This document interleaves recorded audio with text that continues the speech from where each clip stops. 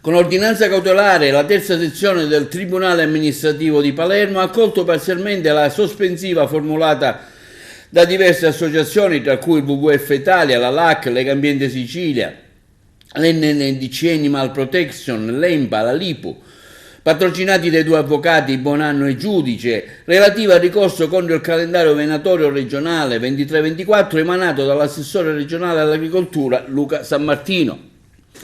Secondo il TAR, il ricorso appare prima facie fondato con riferimento alla previsione dell'apertura generale della caccia in data anteriore al 1 ottobre 2023, oltre i limiti indicati dall'ISPRA, il quale aveva rilasciato un parere negativo su tante disposizioni del calendario venatorio che estendono illegittimamente i periodi di caccia per alcune specie stanziali e migratorie che invece necessitano una maggiore tutela. Quindi lo stop alle doppiette in tutta la Sicilia. Il TAR applica la richiesta ISPRA di spostare la data di apertura generale della caccia dalla terza domenica di settembre al 1 ottobre, per consentire così alla fauna di superare il periodo post-riproduttivo. La chiusura della caccia, tordo bottaccio, tordo sassello, caccia a cesena, uccelli migratori che svernano nell'isola sono accanitamente cacciati.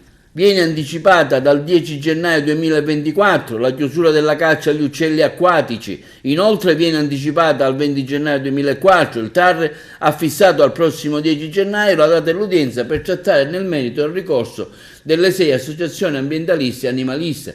Per la WWF, LAC, Legambiente Sicilia, LIPU, EMPA, si tratta di un grande risultato positivo per la tutela degli animali. Con questa vittoria giudiziaria è stata riaffermata quindi la legalità e la priorità esigenza della tutela della biodiversità.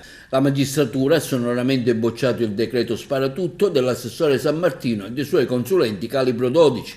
Aveva incaricato degli esperti delle associazioni venatorie di formulare il calendario venatorio nel quale sono state inserite disposizioni illegittime e devastanti per la fauna pur di concedere un regalo ai cacciatori più oltranzisti. Invece di agire nell'interesse di tutti, l'assessore Sammartino preferisce assecondare le richieste del mondo venatorio più estremista. È assurdo e inaccettabile che tra incendi estivi e siccità la fauna della Sicilia venga costantemente messa a rischio dalle fucilate dei cacciatori con il benestare della regione.